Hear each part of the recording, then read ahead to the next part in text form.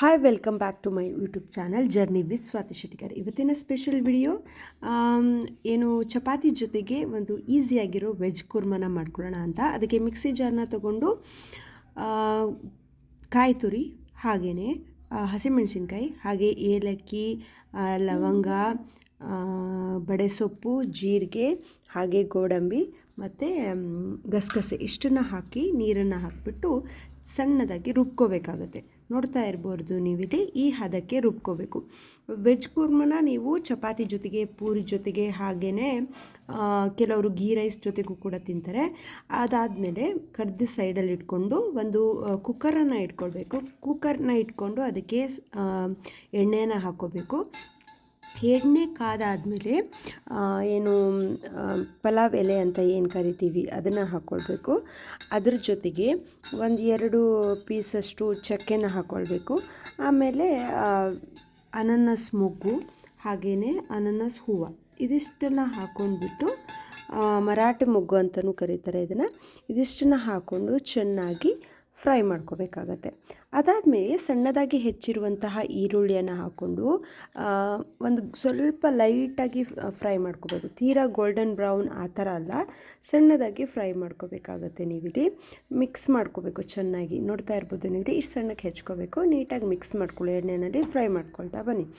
ಇಷ್ಟು ಈ ಥರ ಫ್ರೈ ಆದರೆ ಸಾಕಾಗತ್ತೆ. ನೋಡ್ತಾ ಇರ್ಬೋದು ನೀವಿದೆ, ಈ ಥರ ಫ್ರೈ ಆದರೆ ಬಾಯಿಗೂ ಸಿಗುತ್ತೆ, ಹಾಗೆಯೇ ಟೇಸ್ಟ್ ಕೂಡ ತುಂಬ ಚೆನ್ನಾಗಿರುತ್ತೆ.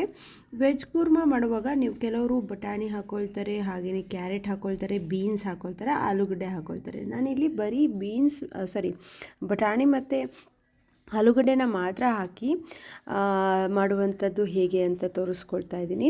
ಈ ಥರ ಸಣ್ಣದಾಗಿ ಹೆಚ್ಚಿರುವಂತಹ ಆಲೂಗಡ್ಡೆನ ಹಾಕ್ಕೋಬೇಕು. ಆಲೂಗಡ್ಡೆನ ಹಾಕ್ಕೊಂಡು ಇದ್ರ ಜೊತೆಗೆ ಮಿಕ್ಸ್ ಮಾಡ್ಕೋಬೇಕು ಈರುಳ್ಳಿ. ಅದ್ರ ಜೊತೆಗೆ ಆ್ಯಕ್ಚುಲಿ ನೆನೆಸಿ ನಾನು ಒಂದು 3 ವಿಸಿಲನ್ನು ಕೂಗಿಸ್ಕೊಂಡಿರುವಂತಹ ಬಟಾಣಿನೂ ಹಾಕಿ ಇದ್ರ ಜೊತೆಗೇ ಮಿಕ್ಸ್ ಮಾಡ್ತಾಯಿದ್ದೀನಿ. ಇಲ್ಲಾಂದರೆ ನೀವು ಹಸಿ ಬಟಾಣಿ ಸಿಕ್ತು ಅಂತ ಅಂದರೆ ಹಸಿ ಬಟಾಣಿನ ಡೈರೆಕ್ಟಾಗಿ ಹಾಕ್ಕೋಬೋದು.